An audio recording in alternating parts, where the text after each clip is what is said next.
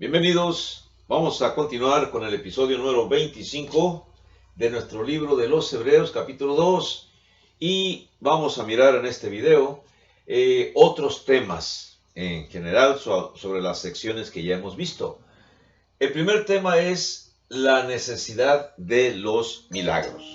Miren, para esto nos vamos a basar en el mismo capítulo 2, versos 3 y 4. Los milagros fueron necesarios una vez, sin embargo, no lo son ahora, porque tenemos el mensaje de la verdad confirmado y verificado por medio de la resurrección de Cristo y también por medio de sus apariciones a los testigos confiables, pues que aparecen en la narrativa del Nuevo Testamento. Algunos de esos testigos dieron sus vidas antes que negar lo que habían visto. El mensaje de la narración del Evangelio de Juan describe de una manera muy apropiada los milagros de Jesús, incluida su resurrección, con el fin de crear en nosotros, los que ya leímos posteriormente, la fe que nos lleva a la vida eterna, según el libro de Juan, capítulo 20, versos 30 y 31. Ahora, ¿qué más necesitamos? Una pregunta, ¿por qué han cesado los milagros? Hay muy buenas respuestas que ilustran esto. Vamos a ver, miren, quizá la mejor respuesta se encuentra en el estudio de la forma en que Dios trató con el pueblo israelita antiguo. Un estudio que rápidamente nos va a revelar la naturaleza temporal de los milagros. Vamos a recordar, cuando Israel salió de Egipto y va a entrar a Canaán, el maná dejó de caer del cielo. La columna de nube y de fuego dejó de cuidarlos. Y toda la nación entró a una nueva era, según deducimos del libro de Josué capítulo 5, verso 12. El cese de los milagros en Canaán debería de motivarnos también a nosotros a esperar que también entendamos y comprendamos que los milagros debieron de haber cesado después de algunos años durante el inicio de la historia de la iglesia. O sea, los milagros en el Israel antiguo cumplieron su objetivo antes de llegar a la tierra de Canaán. Los milagros en el inicio de la iglesia cumplieron su objetivo para cuando ya estuvo prácticamente el Nuevo Testamento ya al servicio de la iglesia. Hay quienes piensan en la actualidad que los milagros tienen que continuar, puesto que el nacer de nuevo es en sí mismo un milagro. ¿Dónde? A ver, ¿en qué parte lo describe así el Nuevo Testamento? Más bien, cuando comparamos la conversión a Cristo con un nacimiento, Jesús estaba diciendo que no era algo de lo cual maravillarse, puesto que era un proceso natural, así como el nacimiento físico. Juan capítulo 3, verso 7. Se podría aducir que el nacimiento de un bebé es un milagro. Sin embargo, se hace en detrimento de un lenguaje razonable. Algo que sucede repetidamente de la misma manera y por la misma causa no es más milagroso que la salida del sol de todos los días. Bueno, no es que el sol sale todos los días, sino que al momento de la rotación de la Tierra, pues todos los días, cada 24 horas, miramos cómo el sol pareciera que se asoma por el lado del este en la Tierra. Pero no es así, sino que simplemente la Tierra es la que está girando. El Sol mantiene, vamos a decir, un lugar, está también en movimiento, pero mantiene un lugar más controlado en el universo y la Tierra gira alrededor del Sol, pero al mismo tiempo la Tierra gira sobre sí mismo. Sin embargo, usamos la frase, ya salió el Sol en las mañanas. Bueno, ese evento que sucede todos los días con el Sol, pues también el nacimiento de un bebé sucede constantemente. Por eso no es extraño que Jesús dijera que Nicodemo no debía de maravillarse ante un nuevo nacimiento. El Evangelio era predicado. Ya sabemos que es el Evangelio, ¿verdad? La noticia de la muerte, sepultura y resurrección de nuestro Señor Jesucristo y de su ascensión al cielo. Que eso era lo que los apóstoles andaban enseñando. Eso es el Evangelio. Así que el Evangelio era predicado y las personas lo escuchaban, se maravillaban y sus corazones eran conmovidos. Más que sus corazones, era su mente, su razonamiento. Preguntaban entonces qué hacer y obedecían lo que se les decía. Si quiere usted darle una lectura al libro de Hechos, capítulo 2, versos desde el 13 al 41, y se dará cuenta cómo las personas preguntaron, varones hermanos, ¿qué haremos? Y entonces los apóstoles le dijeron, arrepiéntanse y bautícense cada uno de ustedes. Y entonces sus pecados serán perdonados, recibirán el don del Espíritu Santo. Así que sucede así siempre que la palabra verdadera es predicada. Y sucede sin la intervención directa del Espíritu Santo, lo cual constituiría un milagro. Vamos a recordar en Hechos 2, 37 y 38, dice aquí, al oír esto, o sea, todas las explicaciones que los apóstoles le dieron, se sintieron culpables y entonces preguntaron, varones hermanos, ¿qué hacemos? Y ya sabemos la respuesta.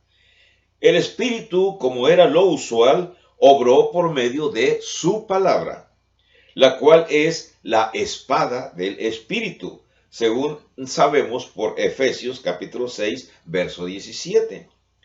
Su arma penetrante que corta el alma de cada uno de nosotros. No es un arma física, la palabra es el arma que penetra el alma de nosotros y nos hace discernir, entender y comprender.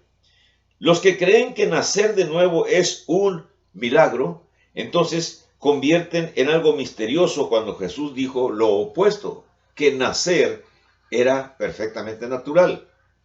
Los milagros son eventos excepcionales y sobrenaturales que van más allá de lo natural. Las señales que confirmaron la verdad y la autoridad del mensaje incluyeron dones espirituales milagrosos. Ahora surge la pregunta, ¿han llegado esos dones hasta nuestros tiempos? Pues muchas personas así lo creen. Sin embargo, cada reclamo moderno de milagros no se compara con los de la Biblia. O sea, si una persona reclama que ha visto milagros en las reuniones religiosas que celebran, eso no se compara con lo que realmente sucedió en la Biblia. Los están engañando. Después de la muerte de Ananías y Zafira, las multitudes de la Iglesia de Cristo tuvieron más respeto por los apóstoles. Otros ni siquiera se atrevían a tener una comunión cercana con ellos. Sin embargo, Hechos 5:14 dice que las multitudes eran añadidas a la iglesia. O sea, muchas gentes se añadían a la iglesia cuando oían el Evangelio y deseaban convertirse. Ciertamente, la intención de Dios era que la autoría de los apóstoles no fuera cuestionada. Si los predicadores del día de hoy tienen el mismo poder de Dios obrando en ellos, ¿por qué no reaccionan con la misma demostración de castigo? Como en el caso del castigo que se le dio a Ananías y a Zafira. Si tienen ministerios de sanidad, ¿por qué no tienen ministerios también de juicio? La autoridad de los apóstoles está registrada en sus escritos y en la de los hombres apostólicos o compañeros de los apóstoles, o también posteriormente después conocido como los padres apostólicos. Nada de lo que pasa en el siglo XXI se le compara a lo que sucedía bajo la supervisión de los apóstoles del siglo I. ¿Por qué algunos promueven tanto los ministerios de sanidad cuando el juicio con muerte a 2 miembros de la iglesia fue lo que mejor convenció a las personas en cuanto a la autoridad de los líderes de la iglesia neotestamentaria? Es un reto. Si usted es de las personas que piensa o que cree que sus líderes, sus pastores realizan milagros, bueno, pues entonces que esos pastores realicen el milagro de que mueran aquellos miembros que son desobedientes a los mandatos de Dios. Y no sucede. Si así lo hicieran, si un evangelista hiciera esto ahora, mire, la gente tendría temor de unírsele a su organización. Bueno, las sanidades eran algo normal en el ministerio apostólico inicial, según vemos en Hechos 2:43. Así que una sanidad bíblica era realizada sin fanfarria, sin fanfarronería, sin programas musicales, y no era nada que pudiera ser considerado un mensaje emotivo para animar anticipadamente a la audiencia a que se convirtiera en cristianos. Es un caso que se dio. Las únicas acciones fueron que Pedro, al pasar diciendo que él no tenía dinero, le instó a un hombre, diciendo, en el nombre de Jesucristo de Nazaret, levántate y anda. Según aparece en el libro de Hechos, capítulo 3, del 1 al 10 y 5, versículo 15.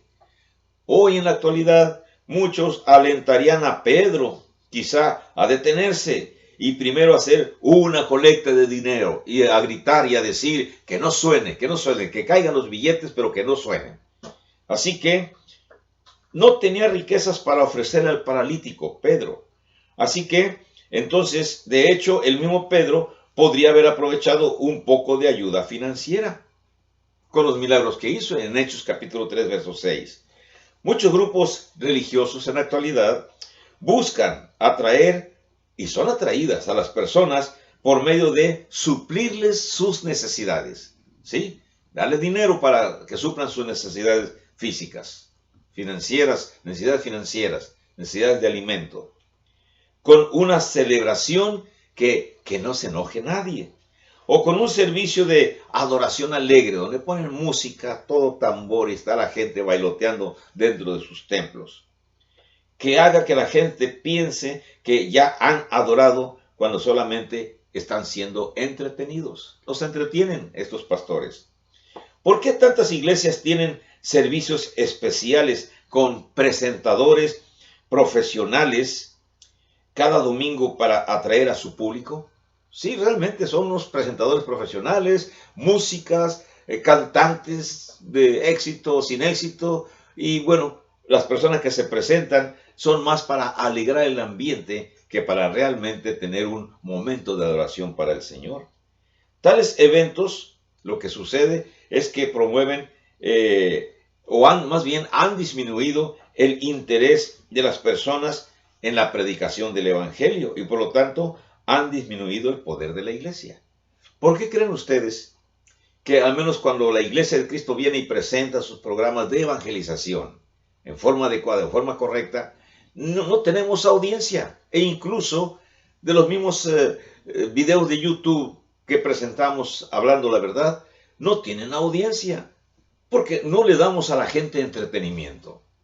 Pero vea usted esos programas donde hay esos señores pastores que hacen los grandes milagros y se llenan de gente y de dinero también sus arcas.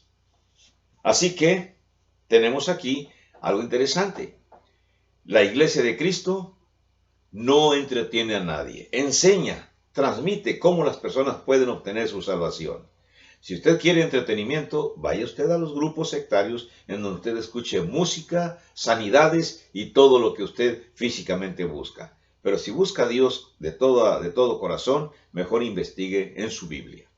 Vamos a hablar acerca de el poder. ¿Dónde está el poder? Miren,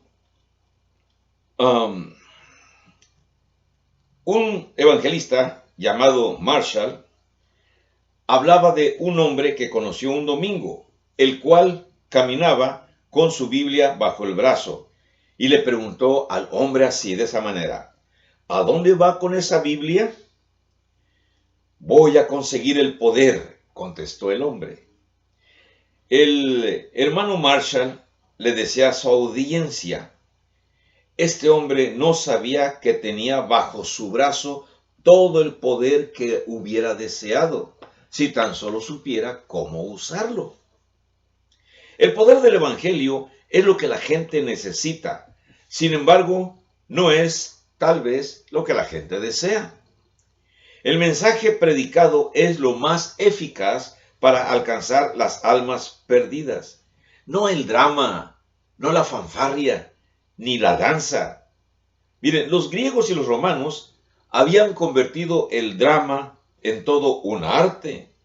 Sin embargo, ese no era el medio que Dios escogió, fíjense bien, para salvar las almas y para edificar la iglesia. En 1 Corintios, capítulo 1, verso 21, se habla del medio que escogió diciendo, noten lo que dice ahí, dice, pues ya que en la sabiduría de Dios el mundo no conoció a Dios mediante la sabiduría, agradó a Dios salvar a los creyentes por la locura de la predicación. ¿Comprende usted? O sea, en el siglo I, los romanos, los griegos, cuando escuchaban a los evangelistas que predicaban a un hombre que se hacía llamar el Hijo de Dios, que había sido crucificado en Jerusalén, la gente romana, la gente griega, razonaba y decía, no, pues si era un hijo de Dios, ¿por qué se dejó crucificar? Hubiera llamado multitudes y con su poder hubiera vencido a todos los enemigos. Porque ellos hablaban con la filosofía humana, con el poderío, con lo que entendían como el poder humano o el poder de un Dios. No entendieron ellos. Por eso cuando Pablo habló a los Corintios en capítulo 1, 1 Corintios 1:21, dice que Dios escogió salvar a los creyentes por la locura de la predicación. Y así es. Yo le predico a usted, yo le enseño y le digo que para que sus pecados sean perdonados, usted necesita bautizarse, creer que Cristo es el Hijo de Dios, aceptarlo como su Salvador y mantener una vida fiel después de salir de las aguas. Y usted se va a reír y va a decir, ¿que acaso nada más con meterme en el agua mis pecados son perdonados? No es el agua la que le perdona los pecados, es la fe que usted tiene en Cristo. El Señor es el que le perdona. Pero si usted es un filósofo moderno, usted no cree lo que le decimos. Vamos a hablar acerca de lo siguiente, el siguiente tema, los milagros innecesarios. Miren, los milagros ya han cesado. Totalmente. Cuando el mensaje fue completamente confirmado, el mensaje del Evangelio fue confirmado, los milagros se volvieron ya innecesarios. Ya no era necesario demostrar el poder de Dios. Marcos capítulo 16, verso 20, anunció que el proceso de la confirmación de los milagros del poder de Dios ya había pasado. Los milagros no habían de facilitar las necesidades particulares de los cristianos. ¿Se da usted cuenta que muchos de los primeros seguidores de Cristo realmente lo siguieron porque Él multiplicó muchos peces, pocos peces en muchos y pocos panes en mucho pan? Entonces, ¿siguieron a Cristo por fe o siguieron a Cristo porque les daba pan? Infortunadamente, la gran mayoría de estos religiosos del primer siglo que siguieron a Cristo lo siguieron por los milagros que Él realizaba, no porque realmente creyeran en Él. En la actualidad puede haber también muchos cristianos que siguen a Cristo por las satisfacciones materiales que le puede proporcionar el estar inmerso en el cristianismo, pero no porque realmente crean que Cristo Jesús les va a perdonar sus pecados. Miren, esa puede ser. Los milagros no habían de facilitar, decía usted hace rato, las necesidades particulares de los cristianos. Esta tal vez sea una razón por la cual Timoteo tuvo que hacer uso, fíjese bien, de un poco de vino para su malestar estomacal. Sabemos que los cristianos no debemos consumir el vino. Sin embargo, Pablo le dijo a Timoteo, 1 Timoteo capítulo 5, verso 23, que podría consumir un poco de vino por causa de su problema estomacal. Ahora, podríamos preguntarle al apóstol así, oye, Pablo, ¿por qué no sanas al joven Timoteo con tus dones milagrosos? Es una pregunta que tiene sentido. ¿Por qué no lo hacía Pablo? Porque los milagros no eran para satisfacer las necesidades personales que tuvieran unos cristianos. Los milagros eran para confirmar que el Evangelio, que la nueva era, se había iniciado y que lo que se predicaba era corroborado como una verdad con los milagros que se realizaban. Era un objetivo diferente. Ahora bien, Pablo dejó a Trófimo en Mileto cuando cuando él estuvo enfermo. Recordemos 2 Timoteo capítulo 4, verso 20. Entonces, en la época moderna, tendríamos que regañar a Pablo o amonestar a Pablo por decirle, oye Pablo, ¿por qué actuaste así? Si tú eres el apóstol, ¿por qué no curaste a Trófimo? ¿Por qué lo dejaste allá? No hay persona viva el día de hoy que pueda sanar una herida al instante. Eso sería un milagro. Vamos a hablar de la oración de fe. La oración de fe.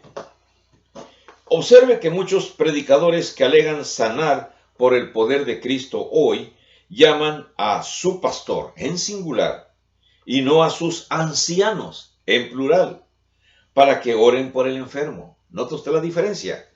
En cualquier grupo religioso, cualquier secta, van a curar a alguien y llaman al pastor, no a los ancianos. Pero veamos cómo sucedió en la Biblia para que entendamos esto. Mire, Santiago garantizaba la sanidad por medio de la oración y por medio de la fe de los ancianos, los cuales debieron haber tenido el don espiritual de sanidad. Primera de Corintios 12, 9, Santiago 5, 14, 16. Léalo usted. Cuando se recomienda, llamen a sus ancianos, que les unjan un poco de aceite y la oración de fe salvará a los lastimados. Los enfermos de hoy se les dice, si tienes suficiente fe, pueden ser sanados. Sin embargo, Santiago estaba hablando de la oración de fe, queriendo decir la fe del que oraba, no la fe del enfermo. Una pregunta que se hace dice, ¿por qué permitiría Dios que un inocente bebé muera si hay personas con fe para sanar cuando le otorga sanidad a alguien que ha vivido toda su vida en pecado? ¿Entendemos la retórica de la pregunta? ¿La forma rebuscada de la pregunta? ¿Por qué un pastor que tiene, digamos que dicen que tiene el poder de la sanidad, por qué no sana a un enfermo bebé que tiene una enfermedad terminal? ¿Por qué no lo cura? Pero sí cura a un hombre pecador que de repente llega con la pierna lastimada y viene cojeando y entonces le hace sus oraciones y de repente tira sus vendas y sale brincando y dice, oh, ya me ha curado el pastor. No, esos son engaños. Miren, los enfermos de pecados no se curan así. Los enfermos de pecado se curan cuando Dios se los perdona obedeciendo el Evangelio. Los caminos de Dios a veces son inescrutables. El propósito de los milagros han sido aseverados en las Escrituras. Esto es para confirmar el Evangelio, de manera que el Evangelio sea creído y resulte en la obtención de la vida eterna, según el libro de Juan, capítulo 20, verso 30. No existe la necesidad de seguir confirmando el Evangelio. O sea, te voy a predicar el Evangelio y con el poder de Dios vamos a ejecutar un milagro para que creas el Evangelio. No funciona así. El Evangelio se enseña. Si lo crees y lo obedeces, serás salvado. Si no lo crees y no lo obedeces, serás condenado. Esa es la máxima sencilla. La situación de Santiago 5 estuvo limitada al periodo cuando los ancianos tenían poderes milagrosos. Entonces sí podían hacer la oración de fe. Pero hoy no tenemos ancianos con poderes similares. La unción con aceite podría haber sido una señal de regocijo porque ciertamente estaba por ocurrir una sanidad milagrosa. Es posible que la unción del aceite era una señal para limpiar, vestir y levantarse a celebrar la sanidad que era segura. O podría haber sido el óleo de alegría que se menciona en Salmo 45, versos 6 y verso 7, citado en Hebreos 1, 8 y 9. El comer a la mesa y la unción con aceite eran precisamente señales de tales ocasiones de gozo en Salmos 23, 5. O sea, untarse aceite y también comer una buena comida. Jesucristo es el mismo ayer y hoy por los siglos y por los siglos. Hebreos 13:8. Sin embargo, este hecho no quiere decir que realice milagros hoy de la forma como lo hizo una vez. Caminó una vez en medio de los hombres, sin embargo, no está en la carne con nosotros hoy. Dios creó una vez al hombre del polvo, sin embargo, ya no lo hace directamente de esa forma al día de hoy. Cristo siempre es la misma persona, sin embargo, no actúa siempre de la misma manera. Así que, si usted es una persona que quiere creer en Cristo Jesús, no espere que los pastores modernos hagan milagros como lo hicieron los apóstoles. Sería una mentira. Tenga bendiciones y nos miramos en el siguiente video. Que la pase bien. Hasta luego.